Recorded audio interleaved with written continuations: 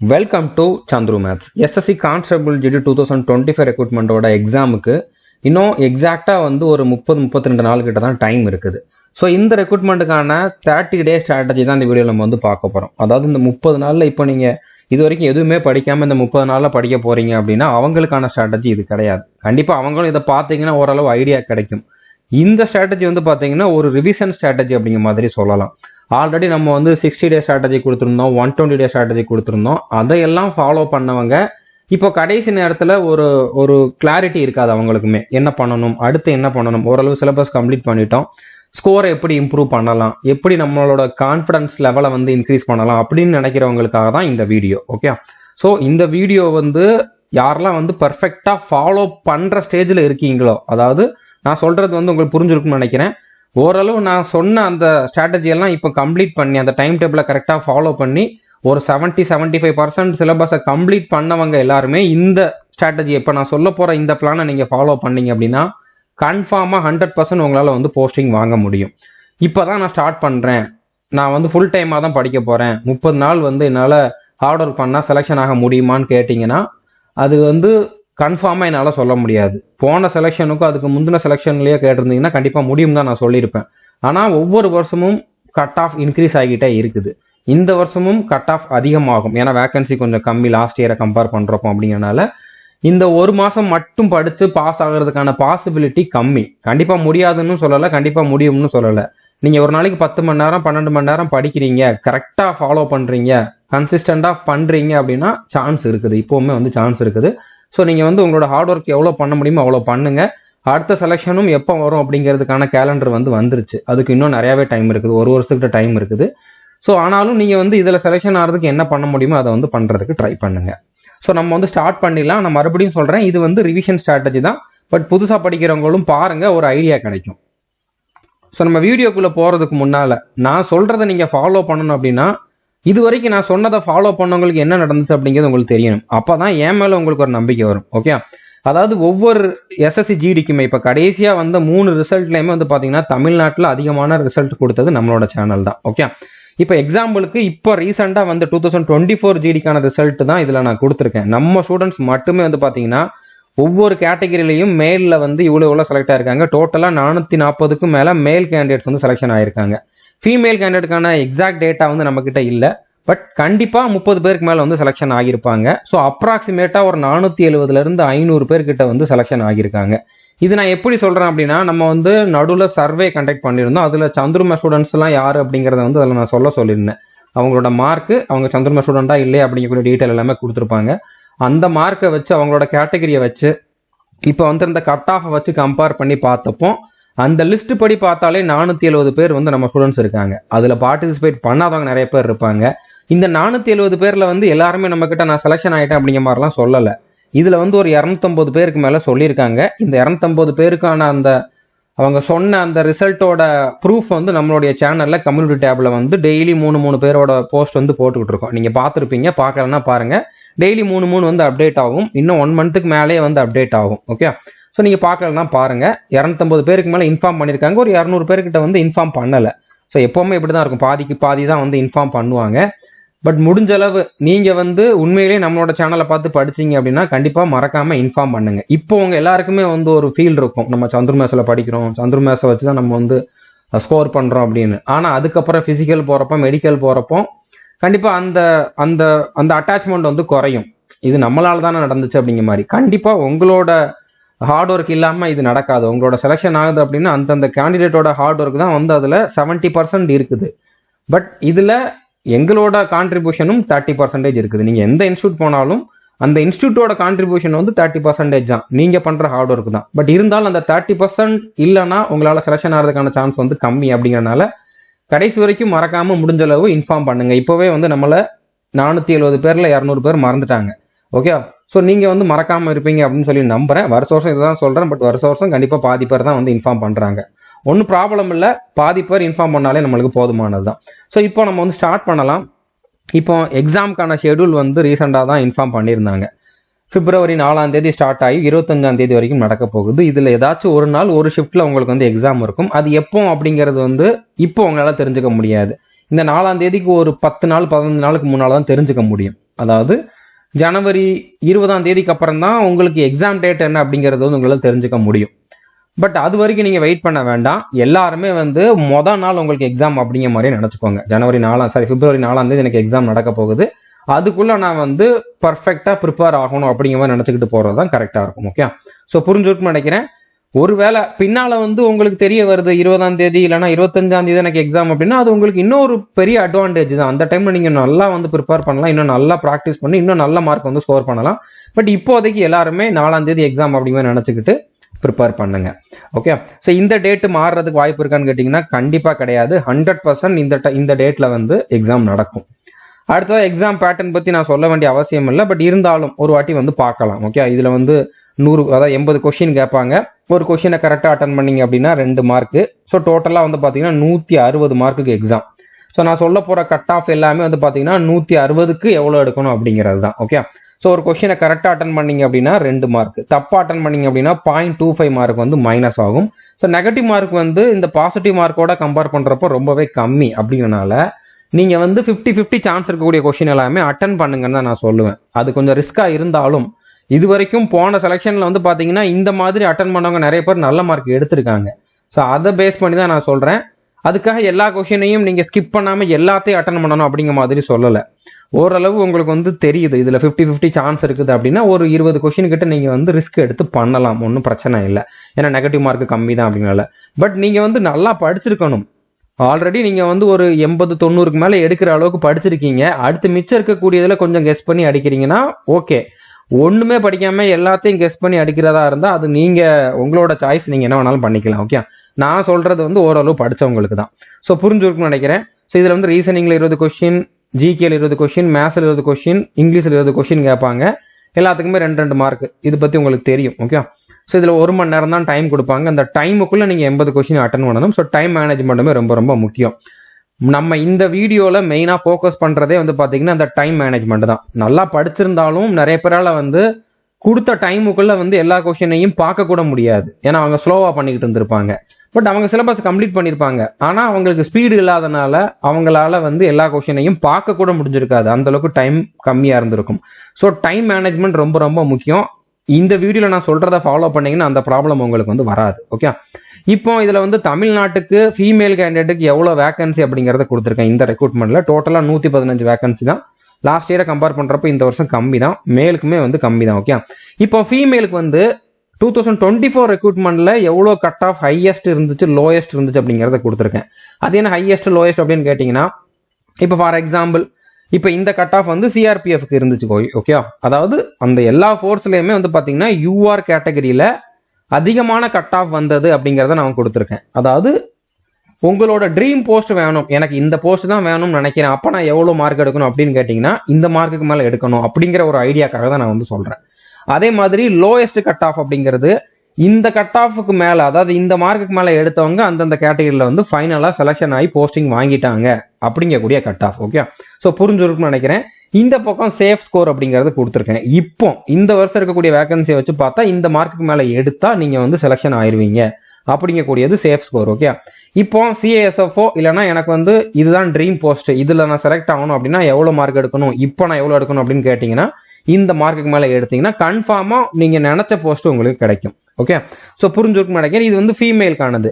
So அப்போ நம்ம வந்து சேஃப் ஸ்கோரை மட்டும் இப்போ பார்க்கலாம். அடுத்ததான் வந்து இந்த ஸ்கோர் உங்களோட ட்ரீம் போஸ்ட் வேணும்னா எவ்வளோ எடுக்கணும் அப்படிங்கிறத பார்க்கலாம். நீங்கள் யூஆர் கேண்டிடேட்டாக இருந்தீங்கன்னா ஃபீமேலுக்கு வந்து 90க்கு மேலே எடுக்கணும், ஓபிசியுமே 90க்கு மேலே எடுக்கணும். அதுவே உங்களுக்கு வந்து இப்போ சிஏஎஸ்எஃப் கிடைக்கணும் இல்லைன்னா எனக்கு இந்த போஸ்ட் பர்டிகுலர் போஸ்ட் தான் வேணும் அப்படின்னு நினச்சிங்கன்னா 120க்கு மேலே எடுக்கணும். இது எவ்வளோக்கு அவுட் ஆஃப் 160, 160 மார்க்குக்கு இவ்வளோ எடுக்கணும். ஓகே, அதே மாதிரி இடபிள்யூஎஸ்க்கு வந்து நீங்கள் ஓரளவு நல்ல மார்க் எடுத்து, அதாவது ஜஸ்ட் பாஸ் ஆகி ஃபிசிக்கல் மெடிக்கல்லாம் கிளியர் பண்ணாலே போஸ்டிங் கிடச்சிருந்தான். பட் இருந்தாலும் எப்போவுமே அப்படியே இருக்கிறதுக்கு சான்ஸ் கம்மி தான். அதனால நீங்கள் வந்து ஒரு 50க்கு மேலே எடுங்க. ஓகே, 65க்கு மேலே எடுத்தால் நல்ல போஸ்ட் கிடைக்கும். இப்போ எஸ்சிக்கு வந்து பார்த்தீங்கன்னா 75க்கு மேலே எடுத்தீங்கன்னா கண்டிப்பாக செலெக்ஷன் ஆயிடுவீங்க. 90க்கு மேலே எடுத்தீங்கன்னா உங்களுக்கு நல்ல போஸ்ட் கிடைக்கும். எஸ்டிக்கான வேகன்சி ரொம்ப ரொம்ப கம்மி, அதனால நான் 100க்கு மேலே எடுக்கணும்னு சொல்லியிருக்கேன். ஓகே, எனக்கு தெரிஞ்சு ஒரு வேகன்சி தான் இருக்குது. ஸோ 100க்கு மேலே எடுத்தால் சான்ஸ் இருக்குது. ஸோ புரிஞ்சுருக்குன்னு நினைக்கிறேன். எஸ்டி கேண்டிடேட் யாரும் யூஆர்ல அப்ளை பண்ணியிருந்தீங்கன்னா நீங்கள் யூஆருக்கு நான் என்ன சொல்லியிருக்கணும் அந்த டார்கெட்டை வந்து வச்சுக்கோங்க. அதே மாதிரி மேல் கேண்டிடேட்டுக்கான வேகன்சி டீட்டெயில் வந்து கொடுத்துருக்கேன். ஒவ்வொரு கேட்டகரிக்கும் ஒவ்வொரு ஃபோர்ஸுக்கும் எவ்வளோ டோட்டலாக வந்து பார்த்தீங்கன்னா தமிழ்நாட்டுக்கு 1061 வேகன்சி இருக்குது. ஓகே, இப்போ நான் டிஸ்கஸ் பண்ணுறது எல்லாமே தமிழ்நாட்டுக்கான அந்த வேகன்சி, தமிழ்நாட்டுக்கான கட் ஆஃப் தான். நீங்கள் கேரளா, ஆந்திரா, வேறு ஸ்டேட்டில் இருந்தீங்க அப்படின்னா நீங்கள் அதுக்கேற்ற மாதிரி இப்போ லாஸ்ட் இயர் வந்த கட் ஆஃபோட கம்பேர் பண்ணி அதோட ஒரு 10 மார்க் அதிகமாக எடுக்கிற மாதிரி பார்த்துக்கோங்க. ஓகே, ஸோ இப்போ மேலுக்கு வந்து லாஸ்ட் ரெக்ரூட்மெண்ட்ல 2024 ரெக்ரூட்மெண்ட்ல ஃபைனல் ரிசல்ட்ல ஹையஸ்ட் கட் ஆஃப் வந்து இவ்வளோ வந்திருக்கு ஒவ்வொரு கேட்டகரிக்கும், லோயஸ்ட் கட் ஆஃப் வந்து இவ்வளோ வந்திருக்கு. இந்த மார்க்கு மேலே எடுத்தவங்க வந்து ஃபைனலாக வந்து போஸ்டிங் வாங்கியிருக்காங்க. ஸோ இப்போ சேஃப் ஸ்கோர் அப்படின்னு பார்த்தீங்கன்னா யூஆர் ஓபிசியில் வந்து 100 மார்க்கு மேலே எடுக்கணும். இப்போ எனக்கு சிஎஸ்எஃப் வேணும், இல்லைன்னா இந்த பர்டிகுலர் போஸ்ட் வேணும் அப்படின்னா நீங்கள் 115க்கு மேலே எடுக்கணும். ஓகே, அதாவது கன்ஃபார்மாக கிடைக்கிற மார்க்கை தான் நான் சொல்கிறேன். இதை விட ஒரு 10 மார்க்கு கம்மியாக எடுத்தால் கூட வாய்ப்பு இருக்குது. 90, 95க்கு மேலே எடுத்தால் கூட வாய்ப்பு இருக்குது. பட் 100க்கு மேலே எடுத்தால் கன்ஃபார்மாக கிடச்சிரும் அப்படிங்கிறத நான் சொல்கிறேன். ஓகே, அதே மாதிரி இடபிள்யூஎஸ்னா வந்து 50க்கு மேலே எடுக்கணும், நல்ல பொசிஷன்னா 60க்கு மேலே எடுக்கணும். அதே மாதிரி எஸ்சினா 90க்கு மேலே எடுக்கணும், நல்ல பொசிஷன்னா 100க்கு மேலே எடுக்கணும். எஸ்டினா 85க்கு மேலே எடுக்கணும், நல்ல போஸ்ட்னா வந்து 100க்கு மேலே எடுக்கணும். ஓகே, ஸோ உங்களோட டார்கெட் என்ன அப்படிங்கிறது இங்கே தான் இருக்குது. இதை நீங்கள் கண்டிப்பாக அச்சீவ் பண்ணணும். நான் ரொம்ப நல்லா படிச்சுக்கிட்டு இருக்கேன், நான் அந்த 120 டே ஸ்ட்ராட்டஜியும் கம்ப்ளீட் பண்ணிட்டேன் அப்படிங்கிறவங்க வந்து இதை வந்து டார்கெட்டாக வச்சுக்கோங்க. ஓகே, ஸோ புரிஞ்சுருக்குன்னு நினைக்கிறேன்.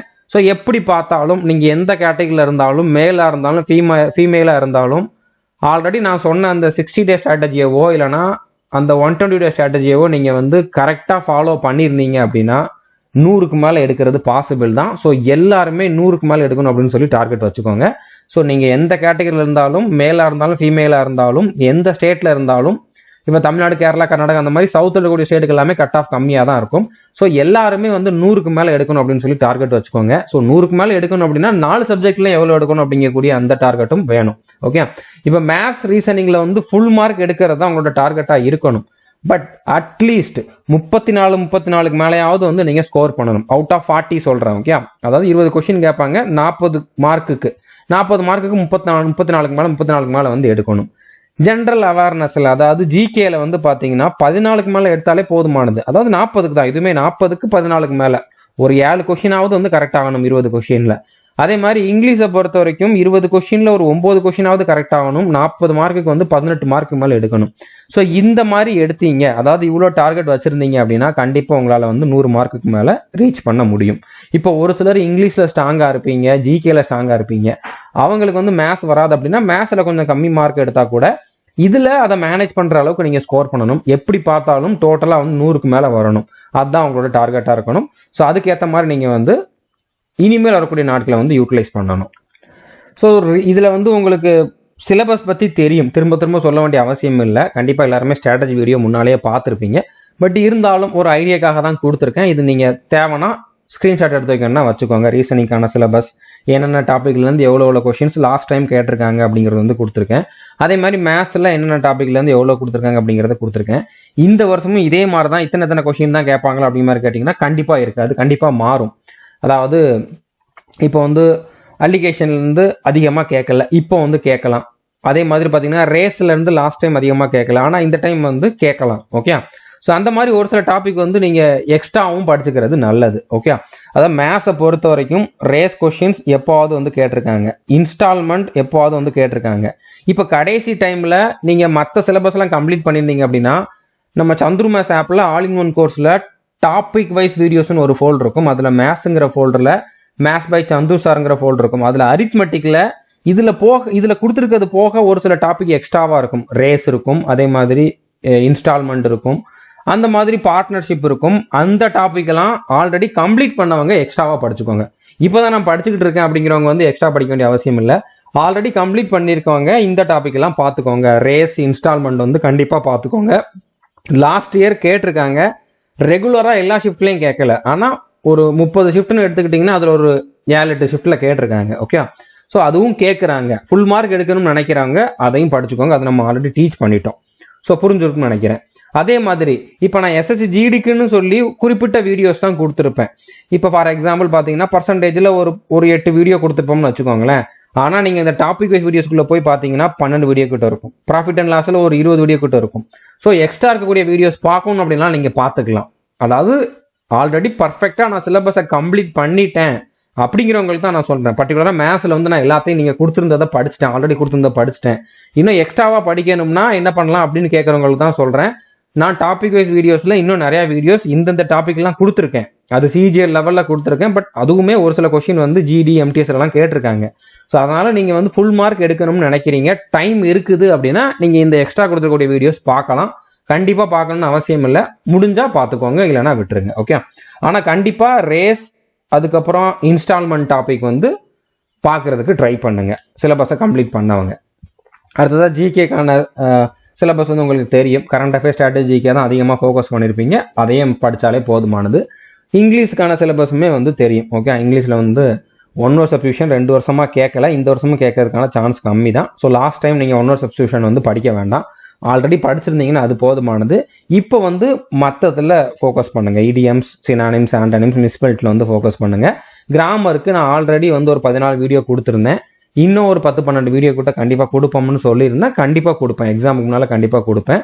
க்ளோஸ் டெஸ்ட்டுக்குமே வந்து தனியாக நம்மளுடைய சந்திரமேஸ் ஆப்பில் நீங்கள் ஆல் இன் ஒன் கோர்ஸில் பார்த்தீங்கன்னா டாபிக் வைஸ் வீடியோஸ் ஃபோல்டருக்குள்ள க்ளோஸ் டெஸ்ட் ஒரு ஃபோல்டரில் இருக்கும். சிஜிஎல் டயர் 2க்குன்னு கொடுத்துருப்பேன்னு நினைக்கிறேன், இல்லைனா ப்ராக்டிஸ் வீடியோஸ்ன்னு கொடுத்துருப்பேன். நீங்கள் அதில் இருக்கக்கூடிய ஃபோல்டர்ஸை ஓப்பன் பண்ணி பார்த்தீங்கன்னா அதில் வந்து க்ளோஸ் டெஸ்ட்டுக்கு தனியாக ஒரு 10 வீடியோ கிட்ட கொடுத்துருப்பேன். அதில் ஒரு 100 கொஸ்டின் கிட்ட டிஸ்கஸ் பண்ணியிருப்போம்.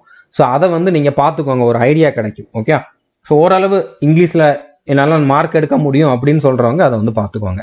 ஸோ இப்போ ரிவிஷன் எப்படி பண்ணலாம் அப்படிங்கிறத வந்து பார்க்கலாம். ஓகே, ரிவிஷன் பண்ணுறது வேற, திரும்ப எல்லாத்தையும் படிக்கிறது வேற. ஒரு சிலர் வந்து ரிவிஷன் பண்ணுறோம்னு சொல்லிட்டு திரும்பவும் வீடியோ பார்த்துக்கிட்டு திரும்பவும் இருந்து எல்லாத்தையும் பார்த்துக்கிட்டு இருப்பாங்க. அப்படி பண்ணுறதுக்கு டைம் கிடையாது, அது ரிவிஷனே கிடையாது.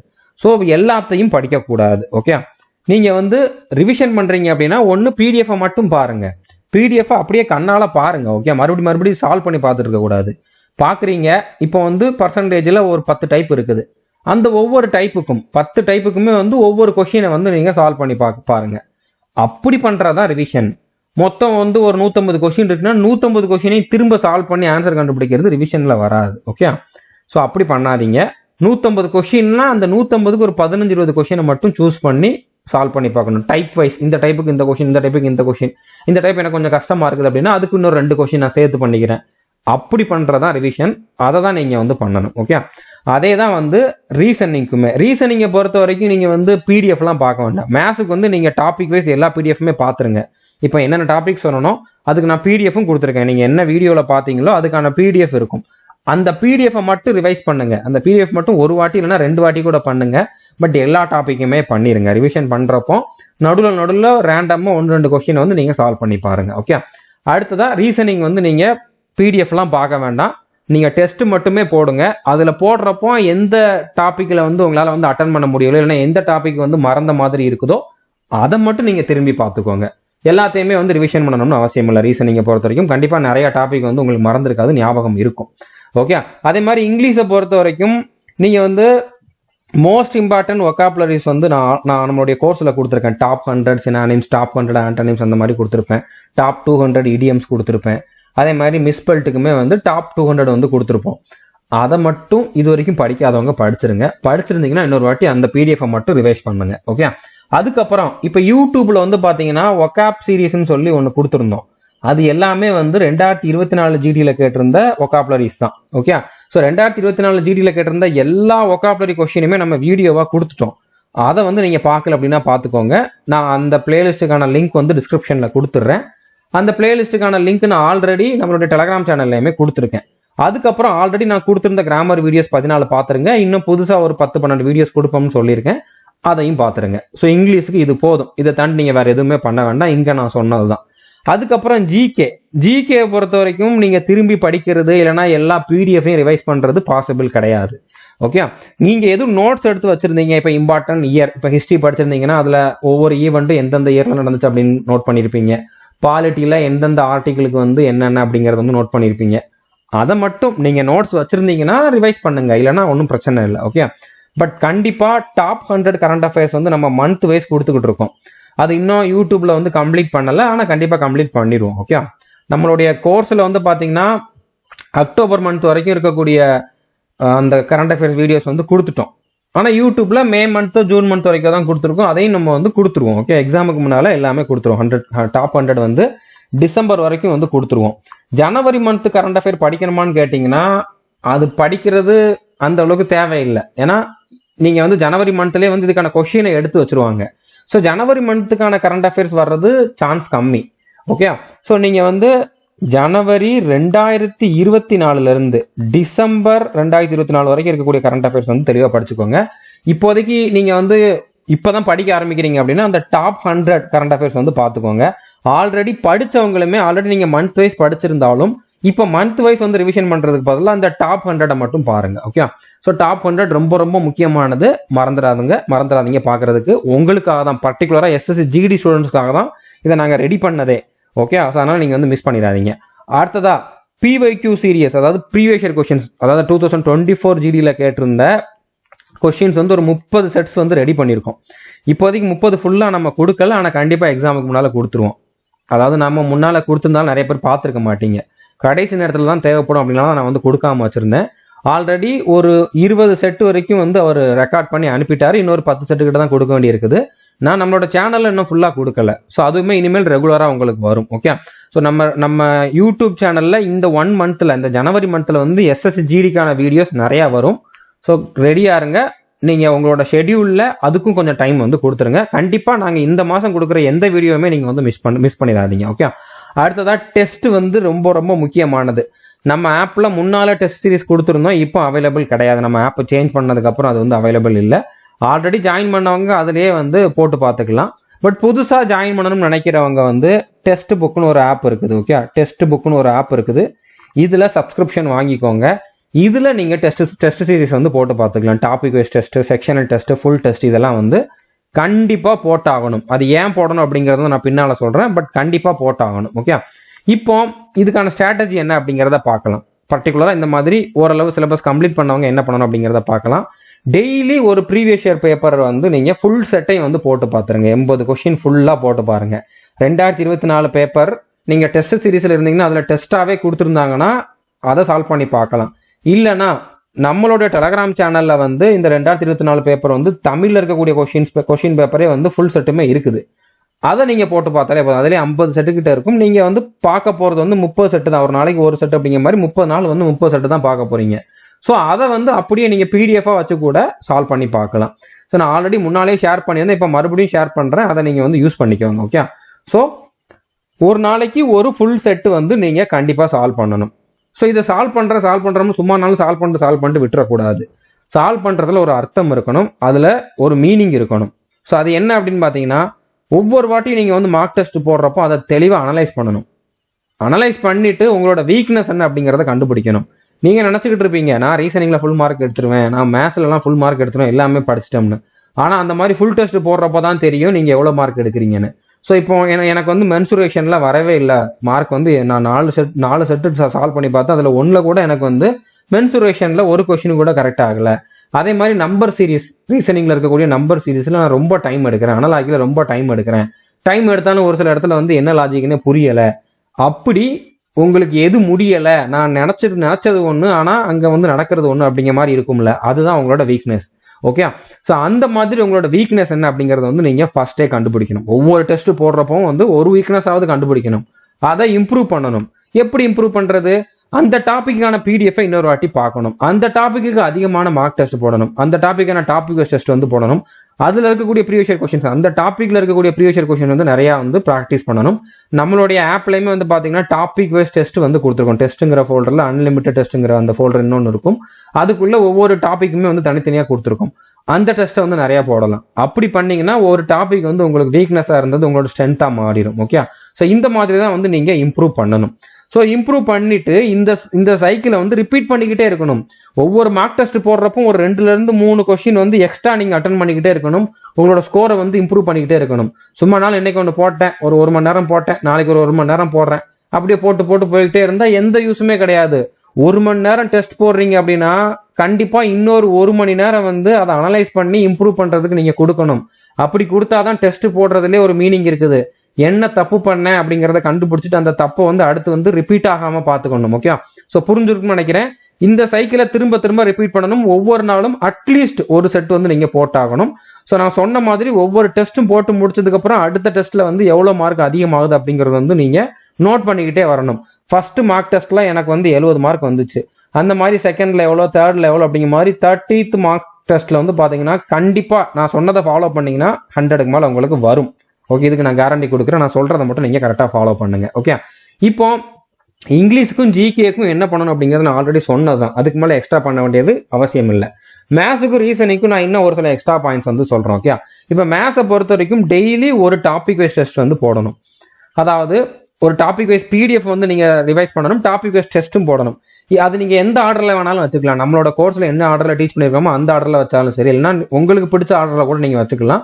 பட் 30 நாளுக்குள்ள நீங்க எல்லா டாபிக்குமான பிடிஎஃப்ஐயும் அட்லீஸ்ட் ஒரு வாட்டியாவது ஃபுல்லா ரிவைஸ் பண்ணிருக்கணும். அதுக்கப்புறம் எல்லா டாபிக்குமே வந்து ஒரு 2-3 டெஸ்டாவது வந்து டாபிக் வைஸ் டெஸ்ட் வந்து போட்டு பார்த்துருக்கணும். டாபிக் வைஸ் டெஸ்ட் நம்மளுடைய கோர்ஸ்லயும் அவைலபிளா இருக்குது. நீங்க தனியா டெஸ்ட் சீரிஸ் வாங்கியிருந்தா அங்கேயும் அவைலபிளா இருக்கும். ஸோ நீங்க வந்து ஏதாச்சும் ஒன்றில் வந்து யூஸ் பண்ணிக்கோங்க. இல்லைன்னா ப்ரீவியஸ் இயர் பேப்பர்லேயே வந்து டாபிக் வைஸ் எடுத்து வந்து சால்வ் பண்ணாலும் ஓகே. பட் எப்படி பார்த்தாலும் எல்லா பிடிஎஃபையும் நீங்க வந்து இந்த 30 நாளுக்குள்ள ரிவிஷன் பண்ணிடணும். அதே மாதிரி எல்லா டாபிக்குமே வந்து டாபிக் வைஸ் டெஸ்ட் வந்து போட்டுறணும். இந்த ஒவ்வொரு டெஸ்ட் போடுறப்போ அனலைஸ் பண்ணிட்டு அதுல தப்பாகுது, மிஸ்டேக் ஆகுது, இல்லைன்னா டைம் எடுக்குது அப்படின்னா அதுக்கு நீங்க இன்னும் கொஞ்சம் அதிகமாக டெஸ்ட் போடணும், இன்னும் கொஞ்சம் அதிகமாக ப்ராக்டிஸ் பண்ணணும். ஓகே, ஸோ இந்த மாதிரி எல்லா டாப்பிக்கையும் கம்ப்ளீட் பண்ணிருங்க. அதே மாதிரி டெய்லி ஒரு செக்ஷனல் டெஸ்ட்டும் போட்டுருங்க. நீங்க டெஸ்ட் சீரிஸ் வாங்கியிருந்தீங்க டெஸ்ட் புக்கில், இல்லைன்னா நம்மளோட டெஸ்ட் சீரிஸ்ல முன்னால ஜாயின் பண்ணீங்கன்னா அதுல செக்ஷனல் டெஸ்ட்னு இருக்கும். அது என்ன செக்ஷனல் டெஸ்ட்னு கேட்டீங்கன்னா, இப்போ மேத்ஸ்ல 20 கொஸ்டின் கேட்கறாங்க. 20 கொஸ்டின்ல எல்லா டாபிக்குமே வரும். ஸோ இந்த 20 கொஸ்டினை மட்டும் ஒரு டெஸ்டா கொடுத்துருப்பாங்க. அதுதான் செக்ஷனல் டெஸ்ட். இதை பண்றப்போ பர்டிகுலரா மேத்ஸ்ல நீங்க என்ன தப்பு பண்றீங்க, மேத்ஸ்ல உங்களால எவ்வளவு ஸ்கோர் பண்ண முடியும் அப்படிங்கக்கூடிய அந்த கான்ஃபிடன்ஸ் வந்து உங்களுக்கு வரும், ஒரு கிளாரிட்டி கிடைக்கும். ஓகே, அதனால இதை நீங்க வந்து கண்டிப்பா டெய்லி ஒரு செக்ஷனல் டெஸ்ட்டும் போட்டுருங்க. டெஸ்டே நான் நிறைய சொல்றேன். ஓகே, டெய்லி நீங்க ஒரு ஃபுல் டெஸ்ட் போடுவீங்க. டெய்லி ஒவ்வொரு செக்ஷனுக்கும் மேத்ஸுக்கு, ரீசனிங்க்கு, ஜிகே, இங்கிலீஷ்க்கு ஒரு செக்ஷனல் டெஸ்ட் போடுவீங்க. டெய்லி அந்த ஒவ்வொரு சப்ஜெக்ட்லயும் ஒரு டாபிக் வைஸ் டெஸ்ட்டும் போடுவீங்க. ஸோ மொத்தமா வந்து பாத்தீங்கன்னா ஒரு நாளைக்கே வந்து நீங்க 9ல இருந்து 10 டெஸ்ட் போடுற மாதிரி இருக்கும். அதுல ஒரு டெஸ்ட் தான் ஃபுல் டெஸ்ட், அதுக்கு தான் அதிகமா டைம் ஆகும். மற்றதுக்குலாம் கொஞ்சம் கம்மியா தான் டைம் எடுக்கும். ஸோ டெஸ்ட்டுக்கே நீங்க வந்து ஒரு நாளைக்கு வந்து 3 to 4 hours வந்து கொடுக்குற மாதிரி இருக்கும். ஏன்னா நீங்க ஆல்ரெடி ரிவிஷன் பண்ணி ஓரளவு பர்ஃபெக்டா சிலபஸை கம்ப்ளீட் பண்ணி தான் வச்சிருக்கீங்க. ஸோ இப்போ உங்களோட கான்ஃபிடன்ஸையும் ஸ்கோரையும் இம்ப்ரூவ் பண்றதுக்கு டெஸ்ட் ரொம்ப ரொம்ப முக்கியம். ஓகே, ஸோ இதுலயுமே உங்களோட வீக்னஸை நீங்க வந்து கண்டுபிடிச்சிட்டு அதை வந்து இம்ப்ரூவ் பண்ணிக்கிட்டே தான் இருக்கணும். அதே மாதிரி மேத்ஸ்ல வந்து அதிகமா வந்து டாபிக் வைஸ் டெஸ்ட் வந்து போடுங்க. ஓகே, நான் ஆல்ரெடி சொன்னதான் திரும்பவும் அதே தான் வந்திருக்கு. டாபிக் வைஸ் டெஸ்ட் வந்து நீங்க உங்களுக்கு எந்த டாபிக் வந்து டஃபா தெரியுதோ அதுக்கு வந்து அதிகமா வந்து டாபிக் வைஸ் டெஸ்ட் வந்து போடுங்க. செக்ஷனல் டெஸ்ட் போடுறதுக்கான இன்னொரு காரணம் என்னன்னா, உங்களோட ஸ்பீடும் இம்ப்ரூவ் ஆகும்.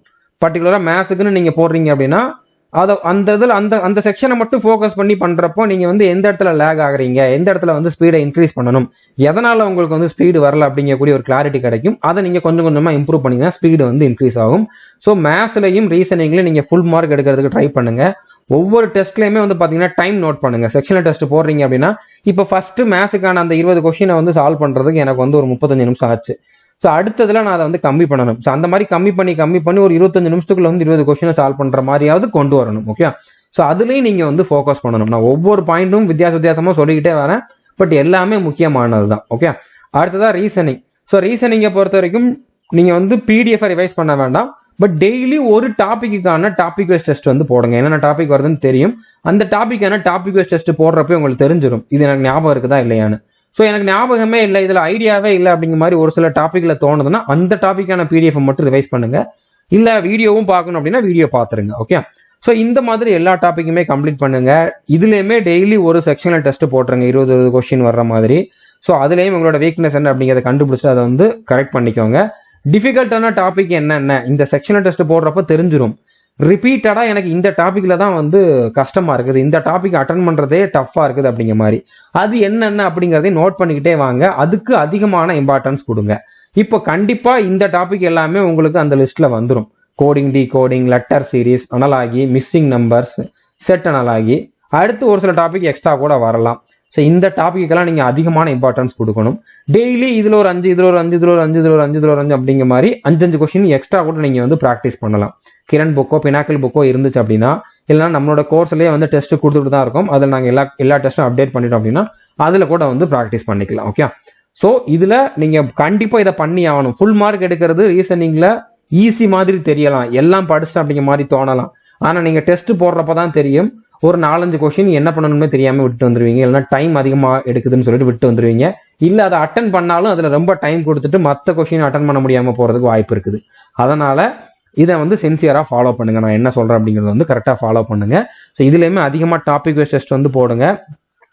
அதுக்கப்புறம் வந்து பார்த்தீங்கன்னா இந்த டிஃபிகல்ட்டான கொஸ்டின்ஸ் இருக்குல்ல, டிஃபிகல்ட்டான டாபிக் இருக்குல்ல, அந்த இதில் வந்து ப்ரீவியஸ் இயர் கொஸ்டின்ஸை மட்டும் கூட எடுத்து போடலாம். டாபிக் வைஸ் நீங்கள் கிரண் புக்கில் எடுத்து போட்டாலும் சரி, இல்லைனா ப்ரீவியஸ் இயர் கொஸ்டின்ஸில் கூட இந்த டாபிக்ல கேட்டிருந்த கொஸ்டின்ஸை கூட எடுத்து போடலாம். ஓகே, ஸோ ரீசனிங் மேத்ஸ் ரெண்டுலையுமே ஃபுல் மார்க் எடுக்கிறதுக்கு ட்ரை பண்ணுங்க. ரெண்டுலையுமே எவ்வளோ ஸ்பீடாக போட முடியுமோ அவ்வளோ ஸ்பீடாக போடுறதுக்கு ட்ரை பண்ணுங்க. இங்கிலீஷ்க்கு நான் ஆல்ரெடி சொல்லிட்டேன் என்ன பண்ணணும் அப்படிங்கிறத முன்னாலே சொல்லிட்டேன். இதுல இன்னும் நீங்க கவனிக்க வேண்டியது என்னன்னு பாத்தீங்கன்னா, இதுலயும் ஒரு செக்ஷனல் டெஸ்ட் போட்டுருங்க, டெய்லி ஒரு செக்ஷனல் டெஸ்ட் போட்டுருங்க. அதுக்கப்புறம் இதுல முக்கியமா நீங்க கவனிக்க வேண்டியது தெரியாத கொஸ்டினை ஸ்கிப் பண்ணணும். இந்த இங்கிலீஷும் ஜிகேவும் தான் வந்து நிறைய பேருக்கு வந்து நெகட்டிவ் மார்க் வந்து கொடுத்துரும். அதாவது பாக்குறப்ப தெரிஞ்ச மாதிரியே இருக்கும், இது படிச்ச மாதிரியே இருக்கும். அப்படி மாதிரியா இருக்கிறதெல்லாம் வந்து நீங்க விட்டுறணும். கன்ஃபார்மா தெரியும், கன்ஃபார்மா இதுதான் ஆன்சர் அப்படிங்கறத நீங்க வந்து அட்டன் பண்ணணும். 1-2 கொஸ்டின் வந்து கெஸ் பண்றீங்கன்னா ஓகே, எல்லாத்தையும் கெஸ் பண்ணீங்க அப்படின்னா அதிகமா நெகட்டிவ் மார்க் போறதுக்கு வாய்ப்பு இருக்குது. ஸோ நீங்க ரீசனிங் மேத்ஸ்ல கூட அதிகமா தப்பு பண்ண மாட்டீங்க, இங்கிலீஷ் ஜிகேல அதிகமா தப்பு பண்றதுக்கு வாய்ப்பு இருக்குது. அதையும் நீங்க ஃபோக்கஸ் பண்ணணும். ஃபுல் டெஸ்ட் போடுறப்போ இதை நீங்க மைண்ட்ல வச்சுக்கிட்டு போடணும். நெகட்டிவ் மார்க்கை கம்மி பண்ணணும் அப்படின்னா இங்கிலீஷ்லயும் ஜிகேலையும் நீங்க வந்து கவனமா இருக்கணும். தெரியாத கொஸ்டினை ஸ்கிப் பண்றதுக்கு கத்துக்கணும். ஓகே, நிறைய பேருக்கு ஸ்டார்டிங்ல மனசு வராது, அதுக்கு தான் ப்ராக்டிஸ் பண்ண சொல்றது. தெரியாத கொஸ்டினை ஸ்கிப் பண்றதுக்கே வந்து ஒரு ஸ்கில் தெரியணும். ஓகே, ஸ்கில் இருக்கணும்.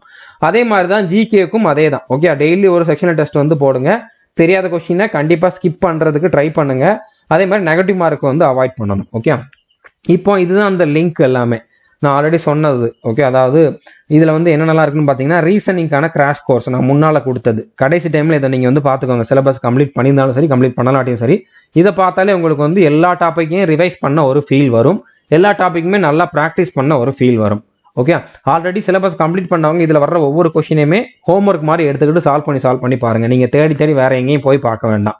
அதே மாதிரி இங்கிலீஷ்க்கான கிராஷ் கோர்ஸ் அந்த 14 வீடியோ கொடுத்துருந்தோம்ல, அந்த தான் இது.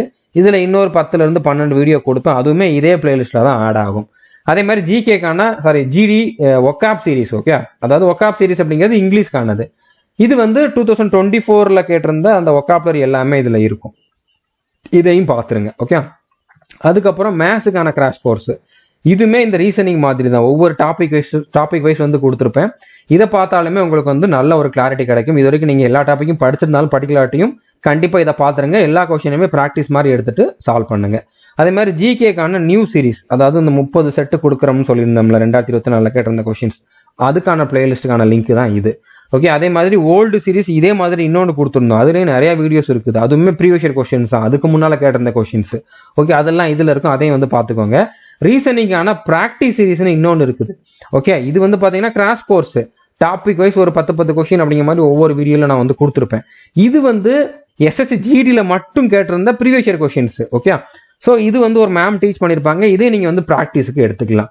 ஸோ நீங்க வந்து இந்த வீடியோஸை பார்க்கறதுக்கு உங்களுக்கு 15-20 நாள் கிட்ட தேவைப்படும். ஆல்ரெடி சிலபஸ் கம்ப்ளீட் பண்ணவங்க இதுல எவ்வளவு முடியுமோ அவ்வளோ வந்து பார்த்துக்கோங்க.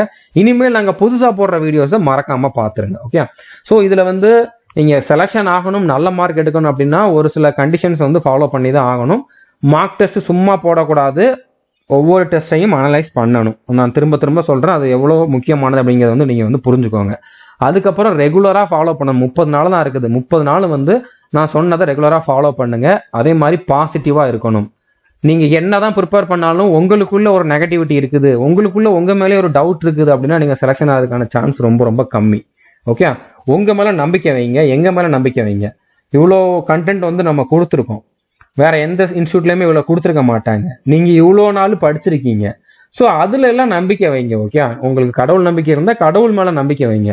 ஹார்ட் ஒர்க் பண்ண அதுக்கான பலன் கண்டிப்பா கிடைச்சே தீரும். அந்த நம்பிக்கையில வந்து நீங்க ஒவ்வொரு நாளும் பாசிட்டிவிட்டியோட வந்து உங்களோட நாளை வந்து ஸ்டார்ட் பண்ணுங்க.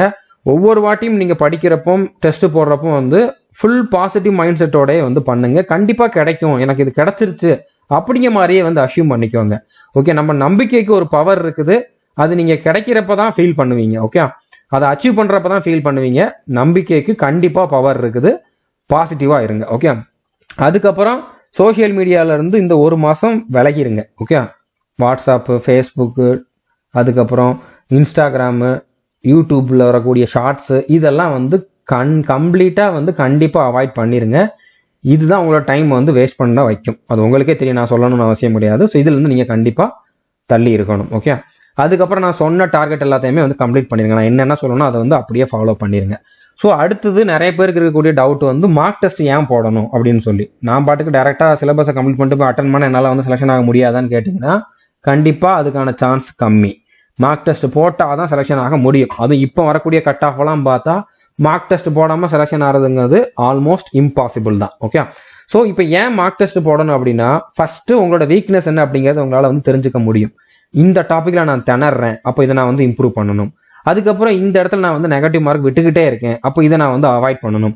ஸோ இந்த மாதிரி உங்களோட வீக்னஸை வந்து தெரிஞ்சுக்கிட்டு உங்களை நீங்களே இம்ப்ரூவ் பண்ணுறதுக்கு கண்டிப்பாக மார்க் டெஸ்ட் ரொம்ப ரொம்ப முக்கியம். ஒரு ரியல் டைம் எக்ஸ்பீரியன்ஸ் வந்து இருக்கும். அதாவது அங்கே ஆன்லைன் எக்ஸாம் அட்டன் பண்ண போறீங்க.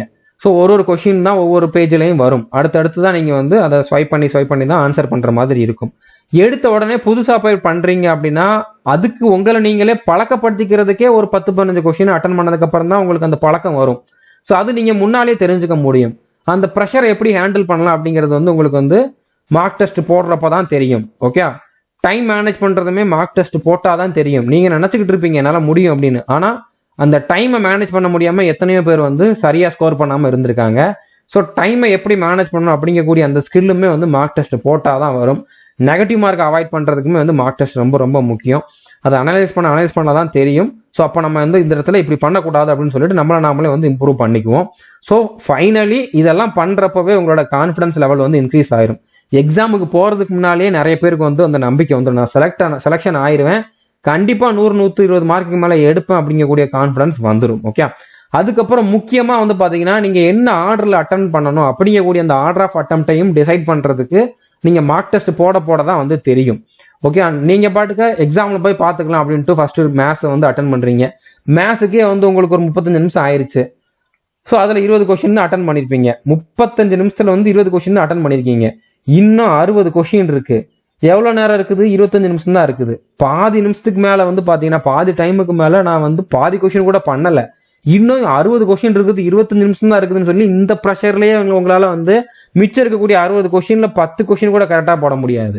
ஓகே, ஸோ புரிஞ்சிருக்குன்னு நினைக்கிறேன். அதனால எந்த ஆர்டரில் அட்டன் பண்ணணும், எப்படி ஸ்கிப் பண்ணணும், எப்படி வந்து பின்னால வந்து நான் மார்க் ஃபார் ரிவ்யூ கொடுத்து பண்ணணும், இதெல்லாம் தெரியணும் அப்படின்னா கண்டிப்பா நீங்க மார்க் டெஸ்ட் போடணும். ஓகே, அதே மாதிரி கண்டிப்பா நீங்க செலக்ஷன் ஆகணும் அப்படின்னா மார்க் டெஸ்ட் போட்டே ஆகணும்.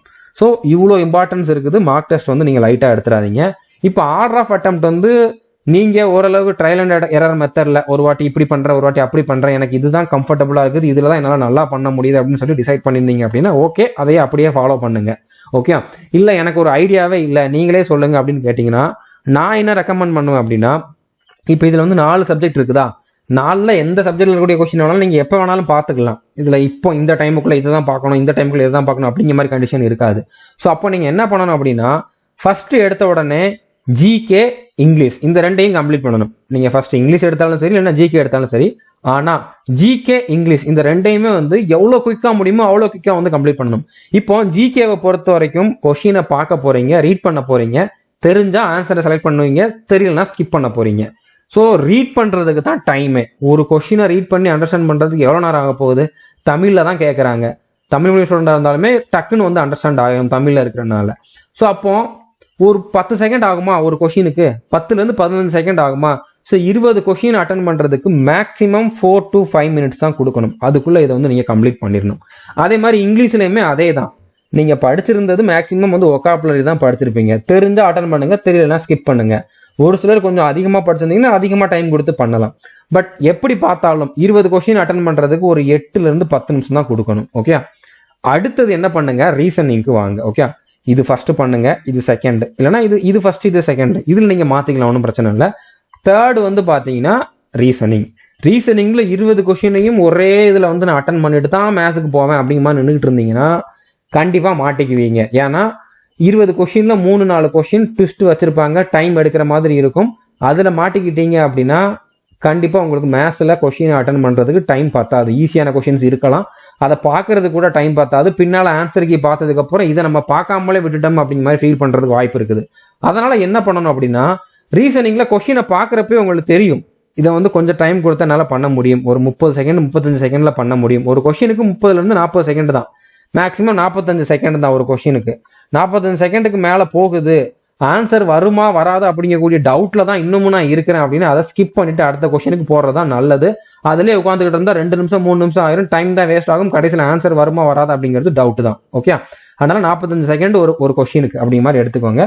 அதுலயும் இந்த ஃபிகர் ரிலேட்டடா இருக்கக்கூடிய கொஸ்டின்லாம் பார்த்த உடனே ஆன்சர் பண்ற மாதிரி தான் இருக்கும், அதுக்கெல்லாம் 45 செகண்ட் வந்து கொடுக்க கூடாது. ஓகே, ஸோ இந்த மாதிரி ஃபர்ஸ்ட் உங்களால கண்டிப்பா அட்டன் பண்ண முடியும் அப்படிங்கக்கூடிய கொஸ்டின் எல்லாமே அட்டன் பண்ணிருங்க. ஈஸியான கொஸ்டின், டைம் எடுக்காத கொஸ்டின்ல அட்டன் பண்ணிருங்க. ஸோ 20 கொஸ்டின்ல ஒரு 15ல இருந்து 16 கொஸ்டின் அப்படித்தான் இருக்கும். ஓகே, ஸோ அதை வந்து இந்த 3வது ஆர்டர்ல வச்சுக்கோங்க. இன்னொரு 4 கொஸ்டின் 4ல இருந்து 5 கொஸ்டின் இருக்கும். இதை வந்து நீங்க மார்க் ஃபார் ரிவ்யூ அப்படிங்கக்கூடிய ஒரு ஆப்ஷன் இருக்கும், அதை கொடுத்துட்டு வந்துருங்க. ஓகே, அடுத்து மேத்ஸுக்கு வாங்க. மேத்ஸ்லயுமே ரொம்ப லென்த்தான கொஸ்டின், ரொம்ப டைம் டேக்கிங் கொஸ்டின் அப்படின்னா அதை ஸ்கிப் பண்ணிருங்க. மார்க் ஃபார் ரிவ்யூ கொடுத்துட்டு ஸ்கிப் பண்ணிருங்க. அதுல சிம்பிளான கொஸ்டின், பார்த்த உடனே ஆன்சர் பண்ண முடிஞ்சது, இல்லைன்னா இது நல்லா எனக்கு தெரியும் கண்டிப்பா உடனே ஆன்சர் பண்ணிடுவேன் அப்படிங்கிற மாதிரி கொஸ்டின்ஸை மட்டும் அட்டன் பண்ணுங்க. ஓகே, ஸோ அந்த மாதிரி 20ல ஒரு 12ல இருந்து 15 கொஸ்டின் இருக்கும். ஸோ இன்னும் 5ல இருந்து 8 கொஸ்டின் வந்து இருக்குது. ஓகே, இதை நீங்க மார்க் ஃபார் ரிவ்யூ கொடுத்துருங்க. ஓகே, ஸோ இந்த ரெண்டுக்குமே நீங்க கம்மியான டைம் தான் கொடுக்கணும். இதுல எவ்வளவு குயிக்கா முடிக்க முடியுமோ அவ்வளவு குயிக்கா முடிச்சிடணும், இதுல எவ்வளவு குயிக்கா முடிக்க முடியுமோ அவ்வளவு குயிக்கா முடிச்சிடணும். ஸோ இப்போ உங்களுக்கு ரீசனிங்ல ஒரு 5 கொஸ்டின் கிட்ட இருக்குது, அதே மாதிரி மேத்ஸ்ல ஒரு 5ல இருந்து 8 கொஸ்டின் கிட்ட இருக்குது.